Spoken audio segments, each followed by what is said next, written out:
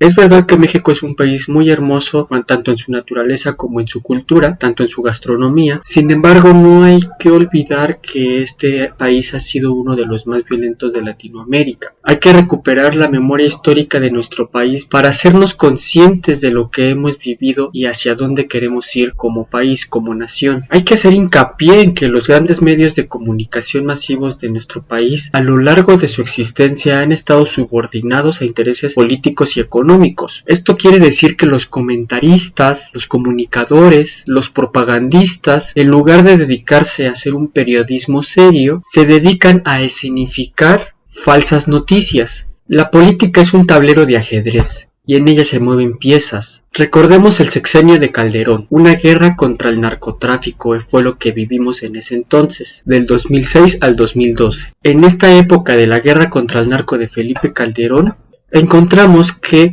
el número de víctimas inocentes fue en incremento, es decir, era balazos no solamente a los criminales, sino a los ciudadanos, a la gente de a pie. Durante esta época de la guerra contra el narco, los balazos estaban por todos lados, y no había balazos madres, padres de familia, es decir, a ciudadanos que no tenían nada que ver con el narcotráfico y que no tenían ni un vínculo con el narcotráfico. Los militares estaban en las calles aventando balazos a quien se atravesara en su camino. Y no había balazos a los verdaderos capos, porque los capos estaban coludidos con el gobierno, con García Luna. Los ciudadanos de a pie como viles alfiles cayeron defendiendo a su reina. Pero ¿quiénes movían las piezas de este ajedrez político y militar? Los grandes capos y el gobierno mismo asociado al poder económico. Narcopresidente fue Felipe Calderón y eso nos queda muy claro a todos los mexicanos y no se nos olvida a nadie. Lo que está haciendo la derecha en esta época de elecciones justamente para deslegitimar el gobierno actual es agarrarse de los discursos de izquierda para legitimar, es decir, ya te quieren dar apoyos sociales, que te quieren dar 120,000 pesos, Xóchitl se plagea el discurso de Colosio. La oposición en México está tan desesperada, pero tan desesperada, que genera fake news, noticias falsas, compra robots en el extranjero, le llama a la OEA, y de la mano con la derecha internacional, la derecha mexicana quiere dar un golpe de estado blando, un golpe de estado por la vía judicial, deslegitimando al gobierno actual, deslegitimando a la candidata de izquierda, pero todo esfuerzo de la oposición ya se vuelve imposible, es decir, Xóchitl Gálvez no va a ser presidenta y no se va a permitir un golpe de estado blando, como se hizo en Brasil, como se hizo en Bolivia, como se hizo en Perú, donde la OEA financió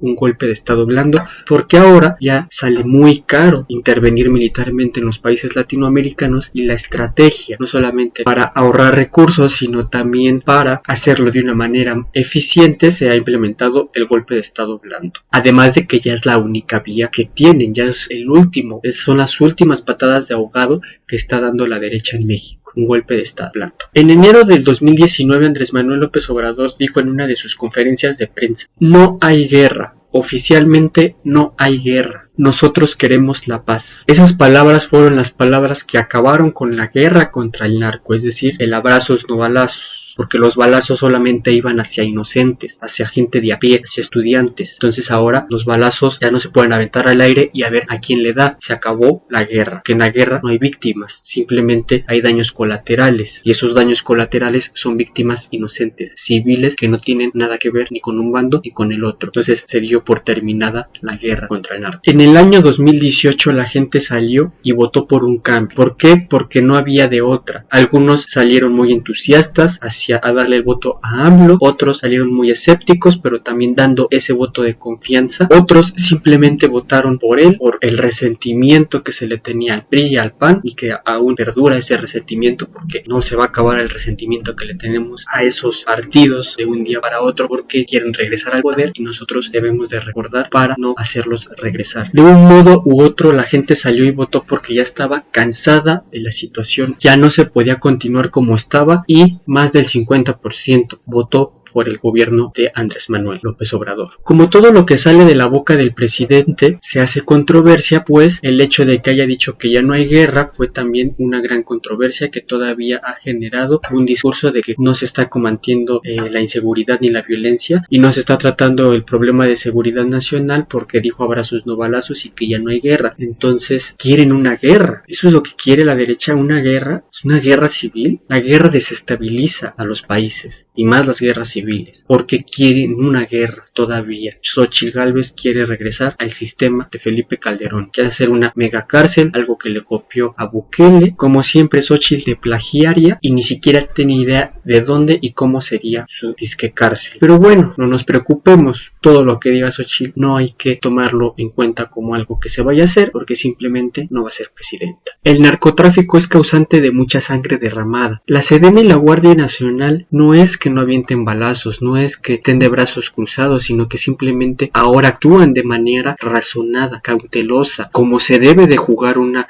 partida de ajedrez, pensando cómo se va a actuar y no empezando a lanzar balazos a todo aquel que se te pone enfrente, solamente para sacar víctimas y muertos y decir estos estudiantes, como los fueron los estudiantes del Tecnológico de Monterrey, que fueron víctimas de la guerra contra el narcotráfico y que la televisión escenificó una noticia de que esos estudiantes del TEC eran sicarios, cuando no eran sicarios, eran simples estudiantes y daños para el gobierno de ese entonces, simples daños colaterales. Y no es solamente el hecho de que se tenga que trabajar en las coyunturas actuales para evitar víctimas y sobre todo para capturar a los criminales sin impunidad. También es el hecho de que se abrieron las comisiones de la verdad. A partir de este sexenio se abrieron las comisiones de la verdad para empezar a investigar casos como lo es el caso Ayotzinapa. Las investigaciones en el caso Ayotzinapa han avanzado, no se le ha dado carpetazo y además han sido capturados personajes que fueron en esa noche del 23 de septiembre. El problema es que desde el Poder Judicial sigue habiendo una impunidad muy enorme y no importa cuántas órdenes de aprehensión haya ni cuántas denuncias hayan, cuando llegan y se paran los criminales en un tribunal del Poder Judicial, los jueces los dejan libres. Descongelaron la cuenta de García Luna, por ejemplo. Entonces, ¿de qué sirve que el gobierno federal tenga estas comisiones de la verdad si desde el Poder Judicial se va a impedir que se haga justicia? Por eso la importancia de cambiar al Poder Judicial. No solamente es un capricho, es una necesidad, porque actualmente no hay justicia en México. No existe la justicia con ese poder judicial, porque la manera en que operan ahí es justamente la de la impunidad y dejar libres a criminales aún sabiendo que hicieron lo que hicieron, como se dejó libre hace algunas semanas a un abusador de apenas una niña aquí en el Estado de México. ¿Por qué de eso no se habla en los medios masivos y hegemónicos? ¿Por qué se lo ocultan? Porque hay una campaña oculta en la campaña presidencial y es la campaña para desestabilizar al gobierno actual y para dar un golpe de estado blando. Que sigan dando patadas de ahogado, no van a lograr nada, van a lograr su propio entierro. El PRI y el PAN van a desaparecer y lo tienen que hacer.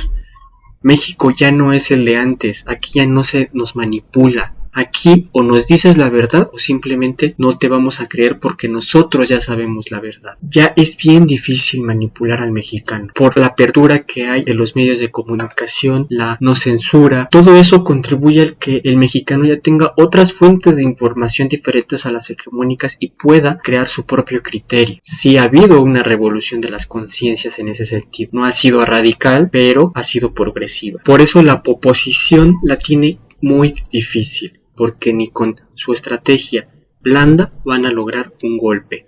En el año 2018, cuando salí a votar por el actual presidente y yo era de los escépticos. Yo voté por ese resentimiento hacia el PRI y hacia el PAN y dije, no voy a votar por esos cabrones y la única manera de sacar a esos es votando por este. Yo aún no estaba convencido del proyecto y así votamos la mayoría de la gente. Hay cosas que a pocos meses de que acabe el sexenio de Andrés Manuel López Obrador ya podemos ver resultados y por lo tanto yo ya tengo datos para poder dar un criterio sobre su mandato. Cosa que yo no tenía pues en el 2018 y yo dije voy a votar por este, pero yo siempre evité meter las manos al fuego por él debido a que he aprendido a desconfiar de los políticos y sabemos bien que pues la silla presidencial, cuando alguien llega a la silla, pues realmente lo que se había visto era que ya las promesas de campaña se desvanecían y ya no eran tomadas en cuenta, eran puras mentiras, y entonces simplemente esa desconfianza hacia los políticos de decir, sí, me está prometiendo esto en campaña, pero cuando llegue va a ser lo mismo, ¿no? Y pues no fue lo mismo. Realmente ya a unos meses de que acabe el sexenio, no fue lo mismo. Sí hubo un cambio, sí hubo notables transformaciones, y claro, no son radicales, porque AMLO no es un radical. Hay muchos que lo tildan de comunista o de socialista.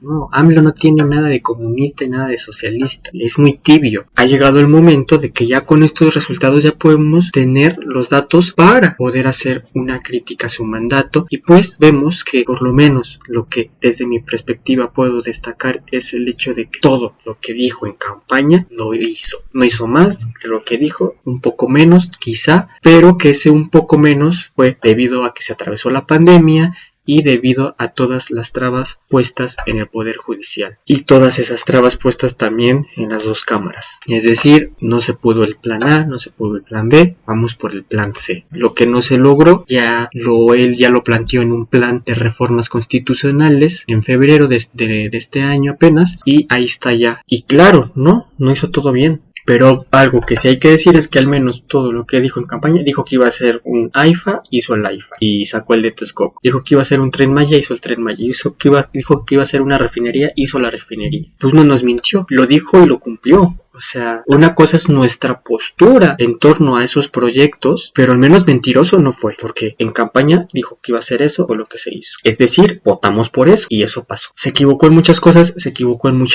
acertó en muchas otras, acertó en muchas cosas. Algo que hay que reconocerle a nuestro presidente es que es un estratega político ejemplar.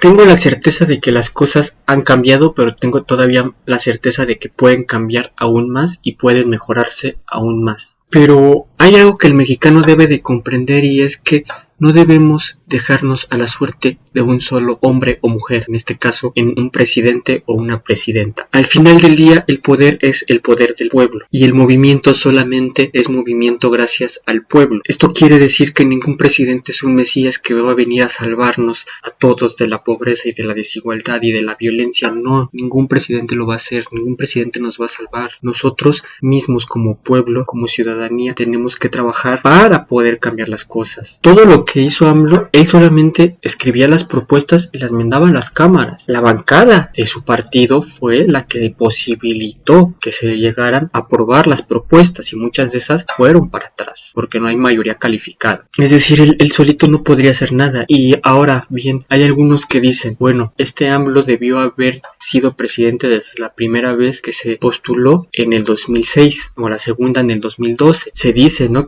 que llegó tarde porque en esos 12 años de Calderón a Peña Nieto pues hicieron un cagadero y nos dejaron un país vendido. Pero yo creo, estoy convencido de que él llegó en el mejor momento y no pudo llegar en el mejor momento. ¿Por qué? Porque simplemente si hubiera llegado en el 2006 y si hubiera llegado en el 2012, simplemente no le hubieran dejado hacer nada. O sea, si acá en el 2018 ya con una mayoría simple todavía le mandaron para atrás muchas de sus propuestas, pues en el 2006 o en el 2012 no hubiera pasado ni una sola de sus propuestas. Es decir, no le hubieran dejado hacer nada, y ahí sí muy fácilmente hubieran podido dar un golpe blando y muy mediáticamente lo hubieran hecho. ¿Por qué? Porque le hubieran impedido hacer lo que se hubiera propuesto hacer para el país y hubieran deslegitimado fácilmente su gobierno. Pero ya con una mayoría simple pues ya se pudieron lograr mayores cosas, hicieron unos megaproyectos, etcétera. Entonces ya es muy difícil, gracias a esa mayoría simple que se tiene en las cámaras, que todavía no está calificada esa mayoría, que debe de estar calificada en próximo sexenio. Con la próxima presidenta debe haber una mayoría calificada, el plan C, y es difícil entonces deslegitimar al actual presidente justamente por los resultados. Es decir, su trabajo habla por sí mismo y no va a importar ni cualquier campaña que le quieran hacer de narcopresidente o de lo que sea, pues no va a funcionar, porque nosotros sabemos que el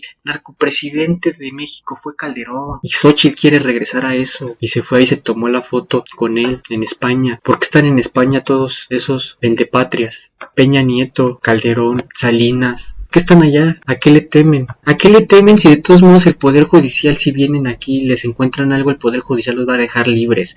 Porque el Poder Judicial aquí no sirve. De todos modos, ¿a qué le temen? Si sabemos que no hay justicia en México y hay mucha impunidad. Le temen a que ese Poder Judicial se cambie, para que deje de estar de su lado, porque el Poder Judicial es el que está operando para ese golpe de Estado blando. Porque es el último eslabón que le queda a la derecha, lo que es el Tribunal Electoral. Ese es su último eslabón. Pero los mexicanos, muy pendejos, si nos dejamos, y no nos vamos a dejar, va a ser imposible. Pero va a haber tensión y las cosas se van a poner fuertes, porque la OEA va a estar queriendo meter su cuchara. Y no solo la OEA, Estados Unidos, que es lo mismo, podría decir. Y termino reiterando lo que ya dije. Ningún presidenta o presidente va a ser nuestro Mesías ni nos va a salvar. ¿Quién va a salvar al pueblo? El pueblo mismo, por sí mismo. Esto fue Filomimixecua. No olviden darle like, suscribirse, ponerle la campanita, dejar su comentario y compartir. Unidad, paz y amor para los pueblos. Resistencia para la disidencia. Chao.